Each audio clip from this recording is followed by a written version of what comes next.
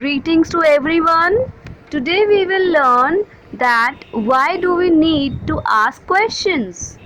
We all ask so many questions in our daily life, and it is so important so that we get aware of the things which are happening or which is going to happen or which has already happened around us. We use some question words to ask questions like what, where, why, how, who, and many more. Sentences which ask something are called questions, and a question always starts with question words and ends with question mark. When we ask question, then we use these words as I told you: what, where, why, when, who, how much, how many, etc. Now let's have a look that how do we use these question words in our sentences. Where, we use where to know about place, like where do you stay, where are you going.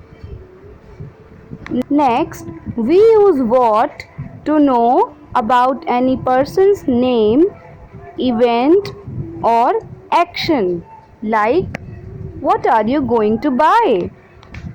When, we use when to know about the time of the action, like when do you eat dinner.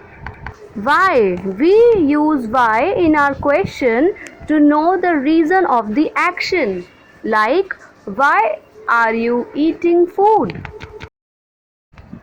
Who, we use who in a question when we want to know about the person, like who is your teacher. How, we use how in our question when we want to ask about the nature of any object, person, place, or we want to know about the method or process, like how will you go home. I hope the use of all question words are clear to you. Now, students, some questions can also be asked without using the question words. Yes, without using question words also we can make questions. Look at these statements. Sumit is happy. And how can we make a question with this? Is Sumit happy? What we have done in this, we have simply exchanged the places of two words. Is Sumit. Next, they are talking loudly. This is a statement. Now we will exchange the place of they and are with each other. Like, are they talking loudly? Now look at this page of your book. Renu is happy. This is a telling statement.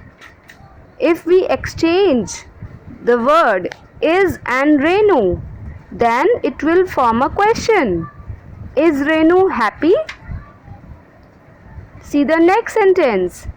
Nilesh was absent. This is a telling sentence. And if we exchange was and Nilesh position with each other, it will form a question.